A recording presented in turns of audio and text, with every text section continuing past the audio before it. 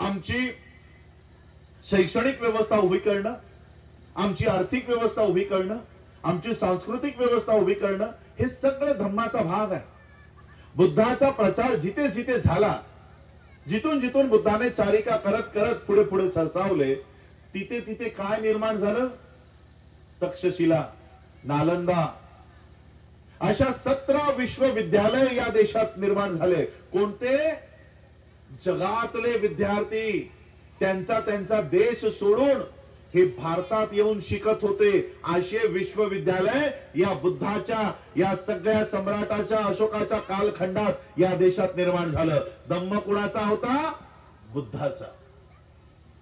बुद्धाच्या धम्मामध्ये या देशात 17 विश्वविद्यालय तयार झाल्या, जे जगातले विद्यार्थी या देशात येऊन अभ्यास करायचे. आता आम्ही देशाला कोणतं राष्ट्र बनवायचं बोलतोय? कोणतं राष्ट्र? हिंदू राष्ट्र. हिंदू राष्ट्रामध्ये पहिल्या 100 विश्वविद्यालयामध्ये जगातले सगळ्यात टॉपचे 100 युनिव्हर्सिटीज मध्ये भारताची एकही युनिव्हर्सिटी नाही. हिंदू राष्ट्रामध्ये या देशाची सगळी शिकलेली मुलं भारत सोडून बाहेर जात आहेत. हे मी नाही सांगत आहे, आकडे सांगतायत, रिपोर्ट सांगतायत. इंडियन एक्सप्रेस टाइम्स ऑफ इंडियाचा रिपोर्ट आहे की या देशातनं सगळी शिकलेली मुलं भारत सोडून बाहेर चाललीत. ही फक्त झाली शिक्षणाची अवस्था. या देशामध्ये हाय नेटवर्क इंडियन्स, HNIs, ज्यांच्याकडे या देशाची संपूर्ण संपत्ती आहे, करोडो अब्जोदीश आहेत, ती लोक भारत सोडून ऑलरेडी निघून गेली. हिंदू राष्ट्र म्हणजे असा देश जिथे शिकलेली लोक नाही, जिथे धनाढ्य लोक राहणार नाही. मग राहणार कोण? धर्माच्या नावावर एकमेकांची डोकी फोडणारे हा जो सगळा गाळ आहे तोच इथे राहणार. शिकलेली लोक देश सोडून जाणार, श्रीमंत लोक देश सोडून जाणार, डॉक्टर इंजिनियर देश सोडून जाणार. पुढच्या काळात शिरसाट साहेब तुमची जबाबदारी वाढणार आहे. मी US मध्ये, UK मध्ये फिरतो. मी माझा पहिला प्रश्न त्यांना असतो की गाडीने मी जेव्हा जात असतो, सगळ्या रस्त्याने फिरत असतो, मी त्यांना विचारतो तुमच्या सिग्नलला पोलीस का दिसत नाही हो? आपल्याकडे नाक्या नाक्याला पोलीस असते ना. मी त्यांना विचारतो, अख्खा देश मी फिरतो, मला पोलिसाची एक गाडी दिसत नाही, पोलीस वर्दीत दिसत नाही, तुमच्या देशामध्ये पोलीस का दिसत नाही? ते म्हणते आम्हाला गरजच लागत नाही. सगळी लोक त्यांचे त्यांचे नियम फॉलो करतात, त्यांचे त्यांचे सगळे व्यवस्थित आचरण करतात. त्यामुळे पोलिसांना त्यांचं अधिकार बजावण्याची वेळच येत नाही. आमच्या देशात नाक्या नाक्याला पोलीस असते. का बाबा? मारतील, एकमेक भांडणं करतील, लोक फोडतील, मला उभं राहिलंच पाहिजे. हे असणारं हिंदू राष्ट्र. कालपर्यंत मी विद्यार्थी दशेमध्ये असताना आमची भांडणं काय असायची कॉलेजमध्ये? की आमचे लेक्चर होत नाहीत, आम्हाला बुक बँक मध्ये बुक्स मिळत नाहीत, आम्हा लोकांना चांगल्या सुविधा मिळत नाहीत. हे आमचे कॉलेजमध्ये भांडायचे विषय असायचे. आता कॉलेजमध्ये भांडायचे विषय काय आहेत माहितीये काय आहेत? दंगली झाली त्याच्यावरनं. हिजाब घालायचा नाही, तो म्हणतो भगवा घालायचा नाही. आता विद्यार्थी कशावर भांडतायत? हिजाब आणि भगव्यावर भांडतायत. धर्माच्या नावाखाली विद्यार्थी भांडतायत. जय श्री राम नाही बोलत म्हणून झाडाला बांधून मारून टाकतायत. ही आज या देशाची पिढी होणार आहे. येणारी पिढी जर याच हिंदू राष्ट्राचं स्वप्न या देशाचा प्रधानमंत्री बघत असेल तर या प्रसंगातून देशाला जावं लागणार आहे. बाबासाहेब आंबेडकर म्हणतात की या देशामध्ये जर हिंदू राज स्थापन होणार असेल तर प्रत्येकाने उठून त्या हिंदू राजाचा, त्या हिंदू राष्ट्राचा विरोध करणं हे गरजेचं आहे. हे विरोध केला पाहिजे की हा देश हिंदू राष्ट्र नाही, हा देश इस्लाम राष्ट्र नाही, हा देश लोकशाही प्रणित सम्राट अशोकाच्या बुद्धाच्या गणराज्य गणतंत्र व्यवस्थावर आधारित असलेली लोकशाही आम्ही स्वीकारलेली आहे. कोणत्याही धर्माचं राज्य या देशाला मान्य होणार नाही. आणि म्हणून आम्हा लोकांना स्वतंत्र व्यवस्था निर्माण करणं आज गरजेचं आहे. आज सांगा 75 वर्ष या देशाच्या स्वातंत्र्याला झालीत. या 75 वर्षात साधी आमची शाळा तरी उभी राहिली का? आहे बौद्धांची शाळा या बीड जिल्ह्यामध्ये? नाहीये. मुलं आमची, ही लहान लहान मुलं ही आमची, आम्ही पैदा करतो, आम्ही त्यांचं खाणं पिणं आम्ही बघतोय, कपडा लत्ता आम्ही देतोय, त्याचा औषध उपचार आम्ही करतोय, त्याला शाळेत आम्ही टाकतोय, त्याचा गणवेश आम्ही आणतोय, त्याची पुस्तकं आम्ही आणतोय. शाळेत गेल्यानंतर शिकतो काय? गुरु ब्रह्मा गुरु विष्णू गुरुदेव महेश्वरा. पोरं बौद्धाची, त्याचं लालन पालन पोषण आम्ही करतोय. शिकतोय काय? ब्राह्मणी धर्म. बरं मग घरी आल्यावर थोडस बुद्धाचं सांगावं. 7 तास 8 तास बिचारा शाळेत बसून आलाय, मग आपण काय म्हणतो? जाऊ दे थोडा आराम कर, टीव्ही बघ.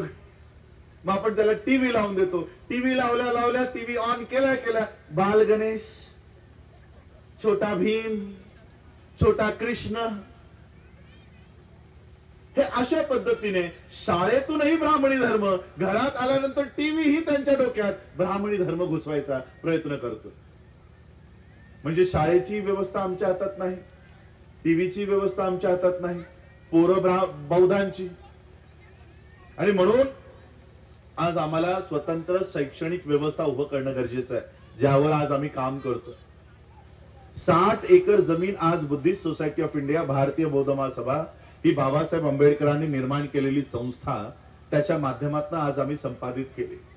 आणि त्या जमिनीवर वर्ल्ड बुद्धिस्ट युनिव्हर्सिटी, ज्या सम्राट अशोकाच्या कालखंडात जगातले विद्यार्थी येऊन या देशात शिकत होते, अशी तक्षशिला, अशी नालंदा आम्ही या देशात पुनर्जीवित करायचा प्रयत्न करत आहोत. आणि एक अशी शैक्षणिक व्यवस्था जिथे कुणाची जात बघितली जाणार नाही, कुणाचाही धर्म बघितला जाणार नाही, ब्राह्मणांच्याही मुलांना तिथे प्रवेश दिला जाईल, पण शिक्षण मात्र बुद्धम शरणम गच्छामी केल्याशिवाय सुरुवात होणार नाही. अशी शैक्षणिक व्यवस्था या देशात उभी करत आहोत. आता ही शैक्षणिक व्यवस्था उभी करत असताना आता हा कार्यक्रम, एक छोटासा जरी कार्यक्रम करताय तर तुम्हाला पैसे खर्च करावे लागले असतील,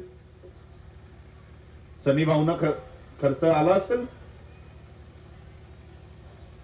विश्वविद्यालय उभं करायचं त्याचं बजेट किती आहे माहिती आहे? 700 कोटी. कारण जगातल्या 17 युनिव्हर्सिटीज आम्ही भारतात आणत आहोत. University of Texas, Columbia, Vietnam Buddhist university, Mahachulalongkornrajavidyalaya university, Thailand, Vietnam, Japan, US, UK अशा 17 देशांच्या युनिव्हर्सिटीज आम्ही भारतात आणत आहोत. त्यांचा अभ्यासक्रम इथे शिकवला जाईल. आमची मुलं भारत न सोडता त्यांच्या पदव्या याच देशात बसून आपल्या घरी जाऊन त्या संपादित करतील, अशी प्रणाली आम्ही उभी करतो. त्याला खर्च किती? 700 कोटी. आता हा खर्च जेव्हा मी माझ्या कमिटी समोर मांडला तेव्हा ते म्हणतात, सर 700 कोटी कुठून आणणार? आपल्याकडे 7 कोटी नाहीत, 700 कोटी कुठून आणणार? म्हणलं का? ही तर खूप छोटी रक्कम आहे. 700 कोटी खूप छोटी रक्कम आहे. तुम्ही लोक एका दिवसाला किती रुपये खर्च करता माहित आहे? अनुसूचित जातीची, बौद्धांची, बाबासाहेब आंबेडकरांना मानणारी लोक एका दिवसाचा त्यांचा खर्च मला इकॉनॉमिक टाइम्स नावाच्या पेपरने मला सांगितलं. 2020 आठवतोय का? काय होतं त्या वर्षी? कोरोनामध्ये काय लागलं? लॉकडाऊन. मार्चच्या, मला वाटतं 29 मार्चला लॉकडाऊन घोषित झाला. 29, 30, 31 आणि 14 हे दिवस, 17 दिवसातच बाबासाहेबांची जयंती होती. केली का साजरी त्या वर्षी? नाही झाली. नाही कशी केली? मिरवणूक वगैरे काढली. अरे वा, तुम्ही लोकांनी काढली मिरवणूक? घरात केली साध्या पद्धतीने, आम्ही साध्या पद्धतीने केली. एक मेणबत्ती लावली, काही फुलं झाडाला आली, ती कुंडीतली काढली, बाबासाहेबांना वाहिली. किती खर्च आहे? मेणबत्ती घरातलीच, फुलं घरातलीच. 0 रुपयात, 0 रुपयात बाबासाहेबांची जयंती साजरी झाली. ही 0 रुपयात साजरी झाल्यानंतर माझी त्याच वर्षाचं माझं पीएचडीचा अभ्यासक्रम सुरू होता आणि तोही माझा अर्थशास्त्रावर पीएचडी आहे. त्यामुळे मी इकॉनॉमिक टाइम्स हा पेपर रोज वाचायचो.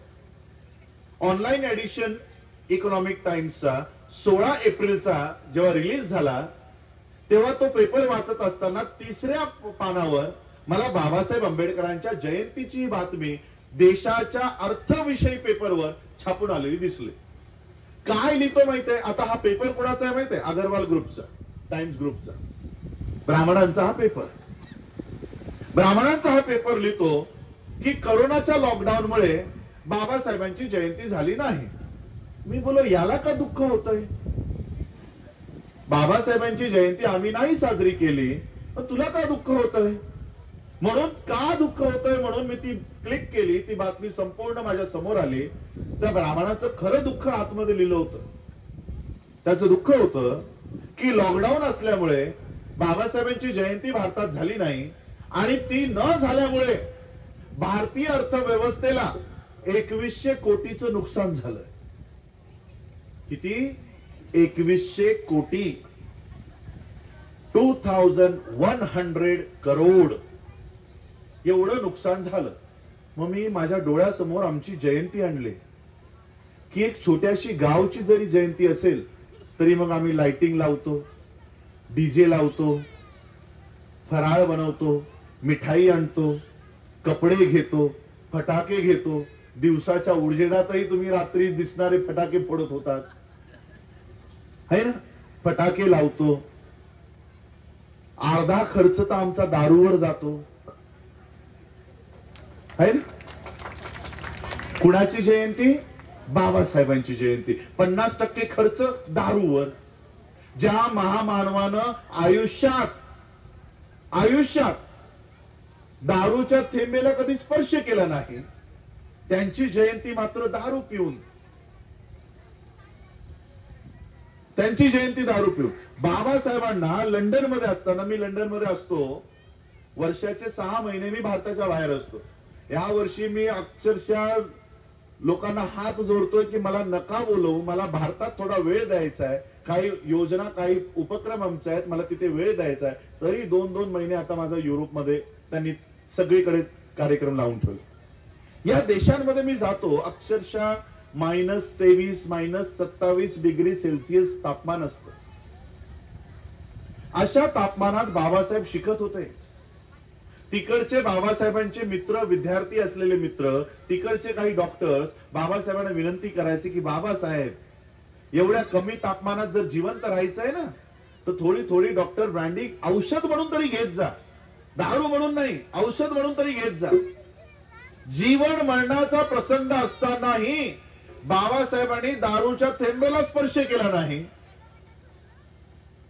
त्यांची लोक मात्र बाबासाहेबांची जयंती दारू पिऊन साजरी करतात.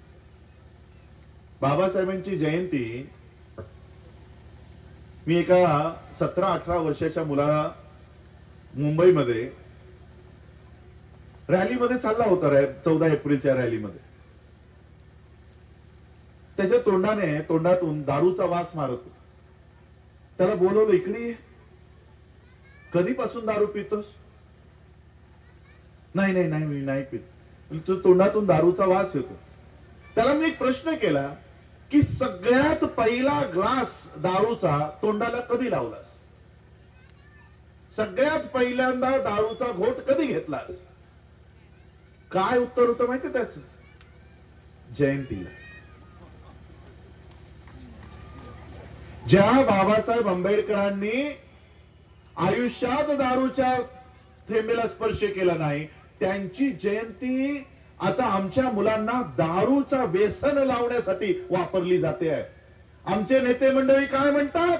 अरे तुमच्या महामानवाची जयंती आहे, अशी सुकी सुकी साजरी करणार? हे घे, एवढे बाटल्या माझ्याकडनं घेऊन जा. हे आमचे राजकारणी आमच्याच महामानवाच्या जयंती दिनी आमच्या मुलांच्या हातात दारूच्या बाटल्या देत आहेत. आज तुम्ही त्यांची दारू पिता, उद्या हेच राजकारणी तुमच्या नरडीचा घोट घेऊन तुमचं रक्त पियायचं काम करतील.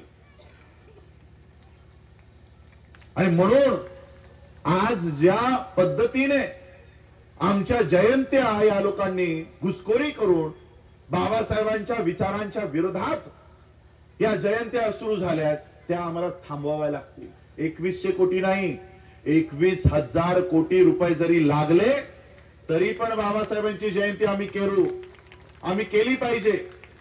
पण कुणी केली पाहिजे?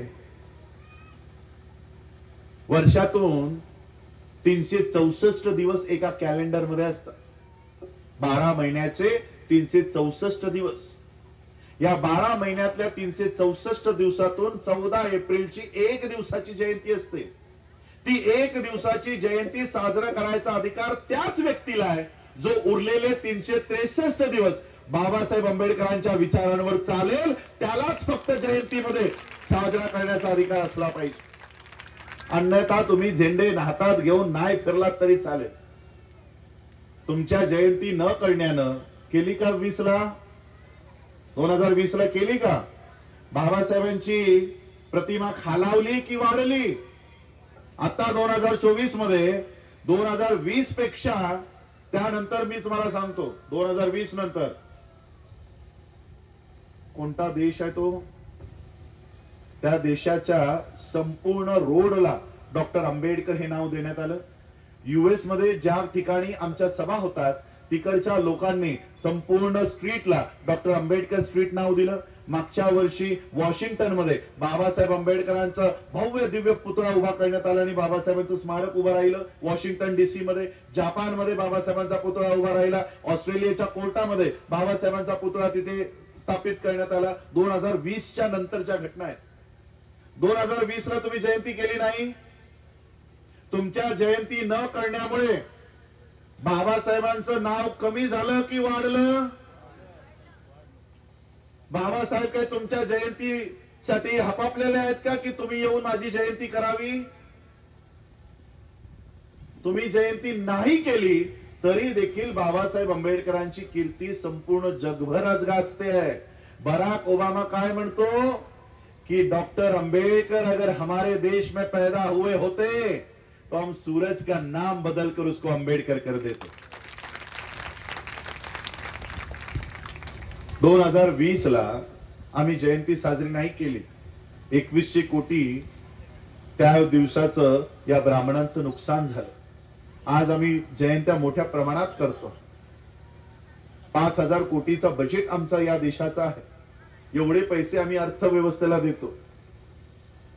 कधी बघितली का बीड मध्ये सावरकरची जयंती? बघितली? सावरकर, टिळक जयंती, हेगडेवार जयंती, गोलवलकर जयंती. या लोकांनी एकही दिवस जयंती साजरी केली नाही. पण आज या लोकांनी या देशाची संसद ताब्यात घेतली, या देशाच्या सगळ्या विधानसभा ताब्यात घेतल्या, या देशाचा मीडिया ताब्यात घेतला, या देशाचा सुप्रीम कोर्ट ताब्यात घेतला, या देशाचं संपूर्ण प्रशासन ताब्यात घेतलं. कुणी? सावरकर, गोलवलकर, गोडसे या त्यांच्या अनुयायांनी हा संपूर्ण देश ताब्यात घेतला. एकही दिवस जयंती साजरी न करता आम्ही रोज जयंत्या साजऱ्या करतोय. आमच्या हातात साधा सरपंच नाही, साधी ग्रामसभा नाही, साधी नगरपालिका नाही, अर्थव्यवस्था नाही. मागच्या वर्षी बाबासाहेब आंबेडकरांना पीएचडी बहाल झाल्याने 100 वर्ष पूर्ण झाली. प्रॉब्लेम ऑफ रुपी हा थिसिस स्वीकारल्याचे 100 वर्ष साजरे केले. या प्रॉब्लेम ऑफ रुपीवर या देशाची अर्थव्यवस्था उभी आहे. रिझर्व्ह बँक ऑफ इंडियाची स्थापना झाली आणि संपूर्ण बँकिंग सिस्टम ही बाबासाहेब आंबेडकरांच्या त्या ग्रंथावर या देशामध्ये निर्माण झाली. या देशातली state Bank of India, central bank of India, Canara bank, bank of Maharashtra, तुमच्या बीड मध्ये जितक्याही बँक दिसतात या कुणाच्या ग्रंथावर उभ्या आहेत? बाबासाहेब आंबेडकरांच्या.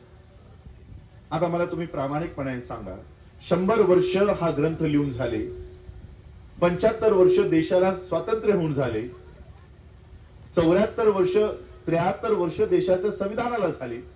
एवढ्या वर्षात आम्ही साधी एक बँक तरी तयार केली का? आहे बीड मध्ये आपली स्वतःची बँक. आज जगातले देश आम्हाला हा फंड द्यायला तयार आहे, आमच्याकडे बँकच नाही. या देशातल्या बँक काय म्हणतात? त्या देशातनं पैसा तुम्हाला येतोय, FCRA सर्टिफिकेट दाखवा, हे नंबर दाखवा, ते नंबर दाखवा. बँक म्हणतात आम्ही घेत नाही. आमच्याकडे परदेशातली बौद्ध आम्हाला पैसा द्यायला तयार आहेत, आमच्याकडे बँकच नाही.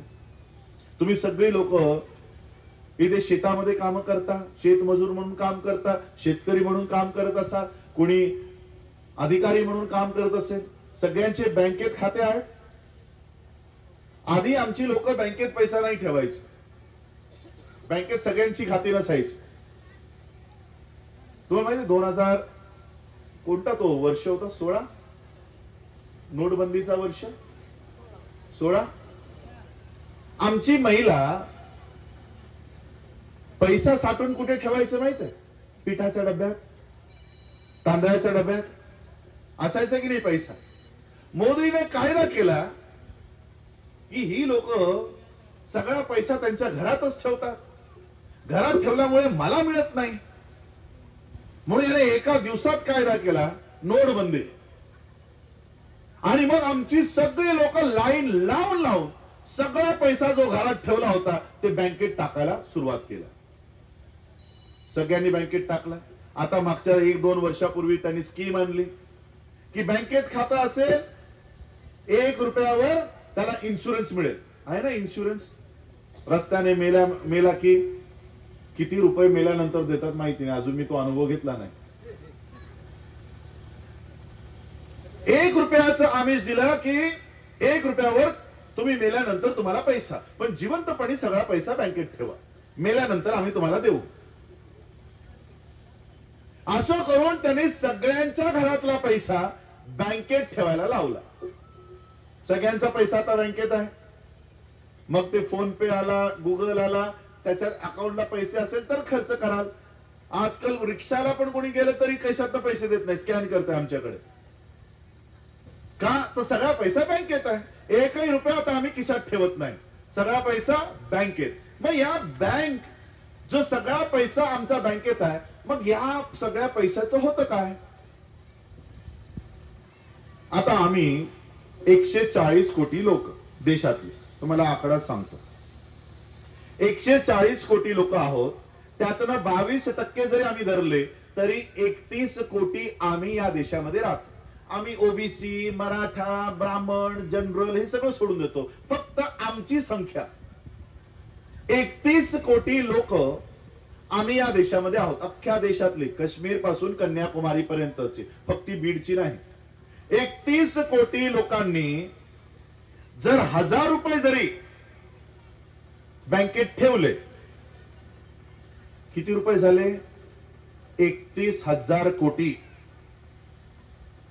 31,000 कोटी आम्ही बँकेत आज आमचे पडलेले आहेत. 31,000 कोटी. आता 1000 रुपये कोणाचेच नसतात. एचडीएफसीचं मिनिमम बॅलन्स शहरातलं 10,000, गावातलं 5,000. एचडीएफसी मध्ये 5,000 रुपयाच्या खाली 1 रुपया जरी गेला लगेच 500 रुपये फाईन आहे. म्हणजे लोक 5,000 रुपये तरी ठेवतात, 10,000 रुपये तरी ठेवतात. अशा पद्धतीने आमची 31,000 कोटीच्या वरची रक्कम बँकेत आहे. मागच्या वर्षी एक कुटुंब माझ्याकडे आलं की साहेब, माझी मुलगी 12वी मध्ये पास झाली, 98% ने ती पास झाली. तिला मागच्या 3 वर्षापूर्वी मुंबईच्या, नवी मुंबईच्या DY पाटील कॉलेजमध्ये मेडिकल साठी, MBBS साठी तिला ऍडमिशनही मिळालं. ऍडमिशन मिळाल्यानंतर तिची वर्षाची फी किती आहे माहित आहे? 30 लाख रुपये एका वर्षाची फी. त्या परिवाराची, त्या कुटुंबाचं आर्थिक उत्पन्न वर्षाचं 1 लाख रुपये. 1 लाख रुपये कमवणारा माणूस 30 लाख रुपये भरू शकतो का?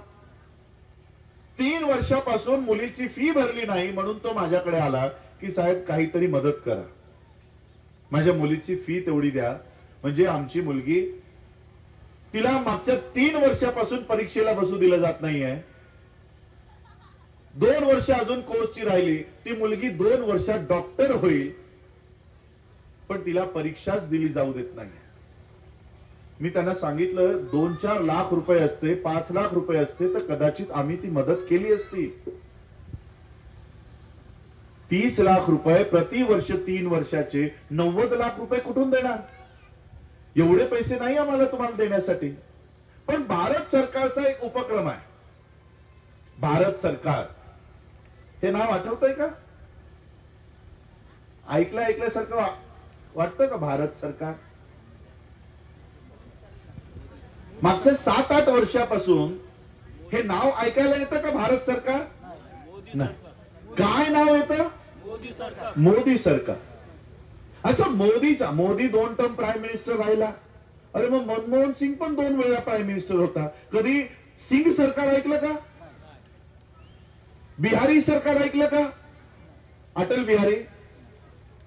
कधी मोरारजी देसाई सरकार ऐकलं का? मग आत्ताच भारत सरकार हे नाव संपवून मोदी सरकार का? मीडिया, प्रशासन सगळे मोदी सरकार का बोलताय? या देशाचं संविधान भारत सरकारला दिलेला दस्तावेज आहे, मोदी सरकारला नाही. उपक्रम काय आहे भारत सरकारचा? की कोणताही विद्यार्थी जर उच्च शिक्षण घेत असेल तर भारताची जी पब्लिक सेक्टर बँक आहे, सरकारी बँक आहे, ती त्या मुलांना शैक्षणिक कर्ज उपलब्ध करून देईल. आणि ही जबाबदारी भारतीय स्टेट बँक तुमच्याकडे आहे, जिला स्टेट बँक ऑफ इंडिया म्हणून, SBI म्हणून आपण ओळखतो, आहे तुमच्याकडे. प्रत्येक राज्यात आहे, प्रत्येक जिल्ह्यात आहे, प्रत्येक तालुक्याला आहे, कारण सरकारची आहे, सरकारी आहे. या बँकेमध्ये एक उपक्रम चालवला जातो की शैक्षणिक कर्ज विद्यार्थ्यांना द्यायचं, आणि परतफेडीचे टर्म्स काय आहेत? की तो विद्यार्थी शिक्षण पूर्ण झाल्यानंतर, नोकरीला लागल्यानंतर 2 वर्षाने त्याचा हप्ता भरायला तो सुरुवात करेल. हा नियम आहे, हा कायदा आहे या देशामध्ये.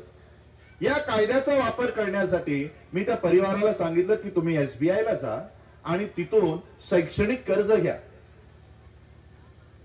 त्या परिवारानं मला SBIचं लेटर हातात दिलं आणि SBIच्या लेटर मध्ये काय लिहिलं होतं? SBIचा मॅनेजर लिहितो की तुमच्याकडे तारण ठेवण्यासाठी काही नसल्यामुळे आम्ही तुम्हाला लोन देत नाही. किती लाखाचं लोन? 30 लाखाचं लोन. आमचे किती रुपये आहेत? 31,000 करोड. 1000 रुपयाप्रमाणे सांगतोय. 31,000 करोडच्या वर आमचे पैसे बँकेत आहेत. ती बँक आम्हाला 30 लाख रुपये पण देत नाही. भारताची कोणतीच बँक देत नाही. मग हे लोन देतात कुणाला? त्याचं पण माहिती तुम्हाला देतो. चला, आम्हाला नाही देत तर कुणाला तरी देत असाल तर कुणाला देतात याची माहिती मी फक्त एका बँकेची माहिती काढली की बाबा SBI कडे आम्हाला द्यायसाठी 30 लाख रुपये नाही. मग एवढा पडलेला पैसा हा देतात कुणाला? द हिंदू नावाचा इंग्लिश न्यूजपेपर आहे, मोस्टली ब्राह्मण वाचतात. या पेपरमध्ये 31 मार्च 2022 ची बातमी आहे. बातमीची टायटल आहे SBI State Bank of India अडाणीचे 12,770 करोड रुपये माफ करते. देते नाही, दिलेल्या रकमेपैकी 12,770 करोड रुपये आम्ही अडाणीचे माफ करत आहोत. का? तर देशासाठी चांगलं काम करतोय, एअरपोर्ट बांधतोय नवी मुंबईचं, म्हणून त्याचे आम्ही माफ करतो. दुसरी एक बातमी, अडाणीचे 72,000 करोड केवळ मोदींच्या सांगण्यावरनं अडाणीचे माफ होतात. अशा 4 बँका मिळून अडाणीचे 35,60,000 करोड रुपये केवळ अडाणीचे माफ होतात. अडाणीचे, अंबानीचे वेगळे, अगरवालचे वेगळे, नीरव मोदी पैसे घेऊन PNB चे पळाला ते वेगळे. मी माझ्या भाषणातून म्हणतो की मोदी चोर है, तर बीजेपीची लोक माझ्यावर खटला भरायला येतात, आम्हाला भांडायला येतात. आम्ही त्यांना म्हणालो, अरे बाबा मी नीरव मोदी चोर आहे असं म्हणालो, तर बीजेपीचे लोक म्हणतात, हो जसं आम्हाला माहिती नाही की कोणता मोदी चोर आहे. त्यांनाही गॅरंटी आहे की तू कुणाबद्दल बोललास. अशा पद्धतीने भारतामध्ये ठेवलेला पैसा, तुमच्या पिठाच्या डब्यातला पैसा, तुमच्या तांदळाच्या डब्यातला पैसा आधी बँकेत टाकायला लावला आणि बँकेत टाकल्यानंतर हा एका फोनवर सांगतो अडाणीला एवढे देऊन टाक. काल परवा तो आता रिझाईन दिलेला गव्हर्नरचं नाव काय, आरबीआयचा गव्हर्नर रघुराम राजन नंतरचा पटेल, उर्जित पटेल. उर्जित पटेल बीजेपीनेच अपॉइंट केलेला आरबीआयचा गव्हर्नर, त्याने राजीनामा दिला आणि त्याने काय सांगितलं की मोदी मला सांगतोय की आरबीआयच्या सगळ्या ज्या ठेवी आहेत त्या लोन म्हणून बीजेपीला दे, मी ते देऊ शकत नाही म्हणून मी राजीनामा देतो. उर्जित पटेल सांगतोय देशाची सगळी संपत्ती, देशाचं सगळं सोनं मोदीने गहाण ठेवून टाकलेलं आहे. सगळं सोनं, सगळा पैसा देशावर कर्ज करून ठेवलाय आणि म्हणून उर्जित पटेल राजीनामा देऊन गेला. त्याच्या आधीचा रघुराम राजन इकॉनॉमिस्ट, अर्थतज्ञ, ज्याचे कोलंबिया युनिव्हर्सिटीमध्ये लेक्चर्स होतात, तो देश सोडून निघून गेला. का तर ही लोक मला चुकीचं काम करायला सांगतायत, ते चुकीचं काम मी माझ्या देशाच्या विरोधात करू शकत नाही म्हणून तो देश सोडून निघून गेला. आता देशाचा आरबीआय, रिझर्व्ह बँक ऑफ इंडियाचा गव्हर्नर कोण आहे, ज्याचं संपूर्ण शिक्षण अर्थव्यवस्था चालवण्यासाठी, या देशाची अर्थव्यवस्था चालवण्यासाठी इतिहासाचा माणूस, ग्रॅज्युएट गव्हर्नर म्हणून नेमलाय. ज्याला इकॉनॉमिक्सचा ई पण माहिती नाही त्या माणसाला गव्हर्नर बनवलंय. हिस्ट्रीचा not post graduate, just graduate, history मधला इंग्लिश बीए केलेला माणूस आज देशाचा गव्हर्नर आहे. अशा पद्धतीने संपूर्ण अर्थव्यवस्था आज यांनी ताब्यात घेतली. आमचे पैसे आम्ही ठेवतोय, लोन कोण घेतोय, अडाणी. रस्ते कोण बांधतोय, अडाणी. एअरपोर्ट कोण बांधतोय, अडाणी. रेल्वे कोण विकत घेतोय, अडाणी. तुमच्या इथून रेल्वे जाते नाही. वंदे भारत बघितलीये, ट्रेन पांढरी मस्त सुसाट धावत जाते.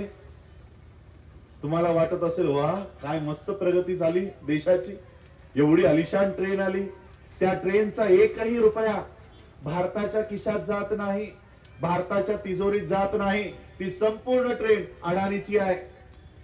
प्रायव्हेट ट्रेन पहिल्यांदा भारतामध्ये प्रायव्हेट ट्रेन सुरू झाल्या. तेजस नावाची प्रायव्हेट ट्रेन सुरू झाली, वंदे भारत सुरू झाली. संपूर्ण पैसा त्या कंपनीला जातो, भारताला एकही रुपया मिळत नाही. रस्ता भारताचा, पटरी भारताची, सगळं भारताचं वापरतायत, एकही रुपया भारताला देत नाही. एवढी मोठी ट्रेन बनवायसाठी पैसा भारताचा. मग आमचा पैसा इतर लोक वापरतायत, मग यात चूक कुणाची, अडाणीची, आरबीआयची, मोदीची का आमची? की या 70 वर्षात आमच्या पिठाच्या डब्यातला, आमच्या तांदळातल्या डब्यातला पैसा बाहेर काढल्यानंतर तो मग आमच्या बँकेत गेला पाहिजे ना. पण आम्ही कधी बँकच निर्माण केली नाही आणि म्हणून आमचा पैसा, कमावलेला घामाचा पैसा आम्ही दुसऱ्याच्या बँकेत ठेवतोय आणि दुसरी लोक ते उचलून त्यांच्या ब्राह्मणी व्यवस्थेला पुरवतायत आणि म्हणून आमची व्यवस्था उभी राहत नाही. हे आम्ही क्यूआर कोड लावलेत ना मगासपासून, हे क्यूआर कोड लावले. मोबाईल आहेत सगळ्यांकडे. मोबाईल मध्ये कॅमेरा नाही ओपन करायचा आहे. मोबाईल मध्ये ओपन केल्यानंतर हा एक क्यूआर कोड सारखा कॅमेरा ओपन होतो. क्यूआर कोड हा कॅमेऱ्याने तो QR कोड स्कॅन केला की तुम्हाला एक लिंक, एक फॉर्म तयार होतो, डोळ्यासमोर येतो. कसला फॉर्म आहे माहित आहे? मागच्या 1.5 वर्षात संपूर्ण भारतामध्ये फिरून लोकांना ही माहिती देऊन आम्ही भारतामध्ये बौद्धांची किंवा बाबासाहेब आंबेडकरांना मानणाऱ्या लोकांची स्वतंत्र बँक तयार करायसाठी आम्ही प्रयत्न केले. 1.5 कोटी रुपये आम्ही सहकार विभागाला दिले आणि त्यानंतर त्यांनी आम्हाला बँकेचं लायसन्स दिलं आणि बँकेचं नाव त्यांनी आम्हाला निर्धारित करून दिलं.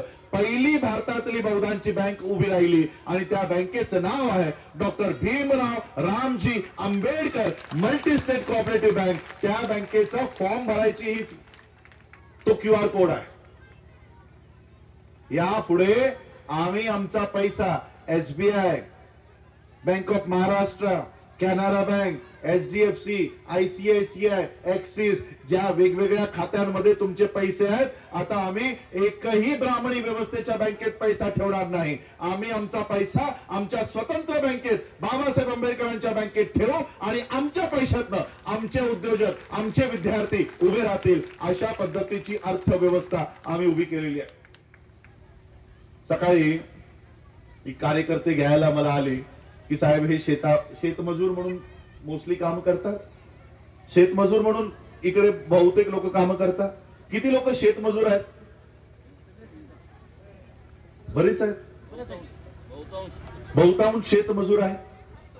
बघा, ऊसतोड कामगार आहेत.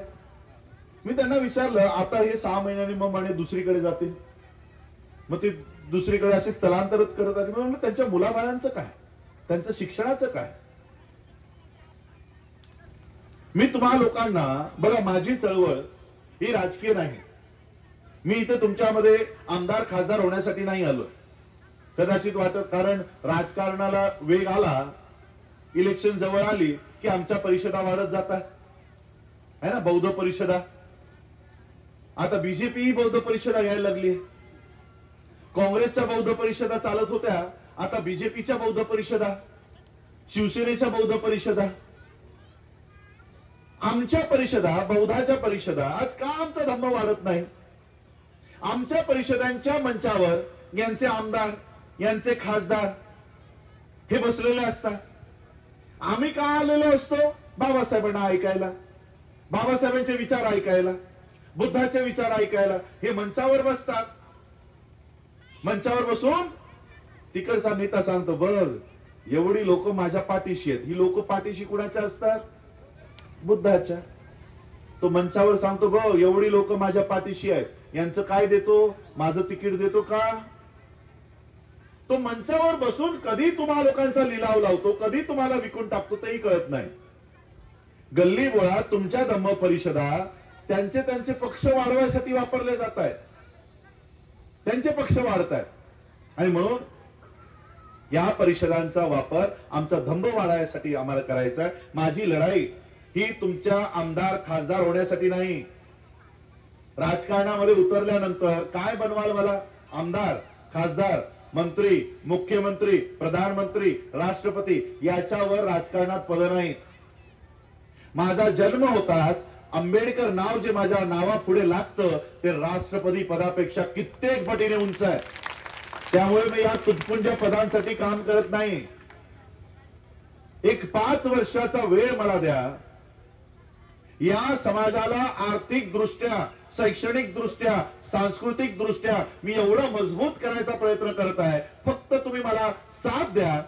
आज जे शेतमजूर म्हणून इथे काम करतायत, उद्या आमच्या इथे शुगर फॅक्टरीज उभ्या राहतील, टेक्सटाईल मिल उभ्या राहतील आणि जे आज शेतमजूर म्हणून काम करतायत ते उद्या मॅनेजर म्हणून या बीडमध्ये आमच्या या फॅक्टरीवर सांभाळायचं काम करतील. अशा पद्धतीने रोजगाराची ही योजना आम्ही याच्यावर काम करत आहोत. संपूर्ण देशात, संपूर्ण महाराष्ट्रात त्या सहकार चळवळीत आम्ही उतरत आहोत. त्यामुळे काही संघटना आम्हाला तुमच्यामध्ये कराव्या लागतील. सहकाराच्या साखर कारखाना उभा करायचा असेल तर जवळपास 10,000 लोकांचं संघटन पाहिजे. किती? 10,000. संपूर्ण साखर उत्पादन क्षेत्रातले. बरोबर आहे दिनेश? साखर उत्पादन क्षेत्रातले 10,000 लोक मला पाहिजेत. चैत्यभूमीला किती लोक येतात? 6 डिसेंबरला 25 लाख. दीक्षाभूमीला किती जातात? 15 लाख. काय 15 आणि 25 लाखातून आम्ही 10,000 लोकांचं संघटन करून सहकार विभागाला देऊ शकत नाही की ही आमची शेअर होल्डर्स आहेत, द्या आम्हाला आमचा साखर कारखाना, द्या आम्हाला आमची सूत गिरणी. हे संघटन मी करतोय. येणाऱ्या काळात ही सूत गिरणी, ही शुगर फॅक्टरी तुमच्यापर्यंत घेऊन येईन. तुमच्यातली लोक ही 10,000च्या त्या यादीमध्ये मला दिसली पाहिजेत. अशा पद्धतीने आम्ही स्वतःची ही आर्थिक चळवळ उभी करू. मी अधिकच बोलणार नाही, पण एक शेवटचं वाक्य सांगतो की माझी मिशन, माझं चळवळ काय आहे. अजून 25 वर्षाचा कालखंड घेऊन चाललेलो आहे. या 25 वर्षात बौद्ध समाजाला, बौद्धांना या देशात एवढं ताकदवान मी करून जाणार आहे की येणारा कोणताही प्रधानमंत्री असो, येणारा कोणताही प्रधानमंत्री पदाचा उमेदवार असो, तो बौद्ध भिक्खूच्या पाया पडल्याशिवाय प्रचाराला उतरणार नाही. एवढं मजबूत आणि एवढं ताकदवान मी या समाजाला करून जाणार आहे. अशा पद्धतीचं योजना, अशा पद्धतीचं मिशन घेऊन मी चाललेलो आहे. या मिशन मध्ये साथ द्या, सहयोग द्या.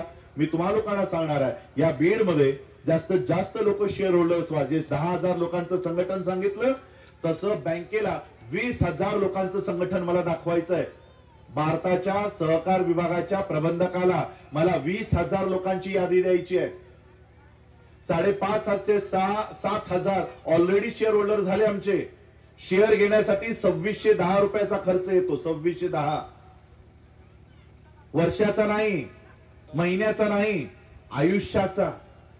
जेवढे आयुष्यातनं कमवलेले आहेत 2,610 रुपये तुमच्याच नावासाठी बाजूला करा. त्याने काय फायदा होईल? याच बीड मध्ये डॉक्टर B.R. आंबेडकर बँक तुमच्या स्टेट बँक ऑफ इंडियाच्या बाजूलाच दिमाखात उभी राहील. अशा पद्धतीने हे काम होईल. जर मला तुमच्या या बीड जिल्ह्यातनं ही 20,000 लोकांची यादी जितकी तुम्ही देऊ शकाल तेवढी द्यायचं काम करा. हा आमचा QR कोड आहे. तो QR कोड स्कॅन करा. तो सरळ तुम्हाला तो आमचा फॉर्म उभा राहतो. QR कोड स्कॅन करू शकत नसाल, व्हॉट्सअप वापरता? व्हॉट्सअप मध्ये आमचा एक नंबर आहे 8855881956. या व्हॉट्सअपला जय भीम पाठवा. तुम्हाला त्या फॉर्मची लिंक तुम्हाला व्हॉट्सअपला येईल. नसेल, राजरत्न आंबेडकर नावाचं फेसबुक आहे, राजरत्न आंबेडकर नावाचं इंस्टाग्राम आहे, त्याच्यावरही मी लिंक शेअर करून ठेवलेली आहे. एक नंबर पुन्हा नोट करून घ्या. घरी गेल्यानंतर निवांत सगळे काम आटपल्यानंतर त्या नंबरला एकदा जय भीम पाठवा व्हॉट्सअपला. 88 55 88 1956 88 55 88 1956. याच्याने 2,610 रुपये जे भरू शकत असतील, आणि तेही तुमचेच खात्यात राहणार आहे, देणगी म्हणून नाही. आयुष्यभर 2,610 मधले 100 रुपये सरकार घेते, रजिस्ट्रेशन फी 10 रुपये फॉर्मची फी सरकार ठेवते, आणि 2,500 रुपये तुमच्या खात्यामध्ये जातात. तुमच्या खात्यामध्ये जातात. याचा परिणाम हे होतो की याच संपूर्ण देशात ही बँक कोऑपरेटिव्ह बँक म्हणून या 31 डिसेंबर 2024 पर्यंत ही मान्यता प्राप्त होईल. आता सध्या ही कोऑपरेटिव्ह क्रेडिट सोसायटी म्हणून हिला मान्यता 1.5 करोड रुपये दिल्यानंतर ही multi state cooperative credit society म्हणून मान्यता प्राप्त झाली. आता तिला कोऑपरेटिव्ह बँकेची मान्यता प्राप्त करण्यासाठी पुढचे शेअर द्यायचे आहेत, आणि 3 वर्षात 100 कोटीची उलाढाल या बँकेमध्ये झाल्यानंतर ही बँक नॅशनलाइज बँकेमध्ये रूपांतरित होईल. अशा पद्धतीचं योजना घेऊन चाललेलो आहे. आणि 5 वर्षात या बँकेचे खाते इतर देशांमध्ये उघडायला सुरुवात होईल. 5 वर्षात ही बँक आंतरराष्ट्रीय दर्जाची बँक भारतामध्ये निर्माण होईल. अशा पद्धतीचं काम आम्ही सुरू केलेलं आहे. तर आपण सगळ्यांनी या योजनेमध्ये साथ द्या, सहयोग द्या, आणि अशा पद्धतीने आमची बौद्धांची स्वतंत्र व्यवस्था, शैक्षणिक, आर्थिक, सांस्कृतिक ही व्यवस्था उभं करण्याच्या माझ्या या मिशन मध्ये आपण सगळ्यांनी साथ सहयोग द्या. एवढंच मी आजच्या प्रसंगी सांगतो आणि थांबतो. आपण सगळ्यांनी मला ऐकलं त्याबद्दल सगळ्यांचे आभार, धन्यवाद. आयोजकांचे आभार, त्यांचेही धन्यवाद. जय भीम, नमो बुद्धाय.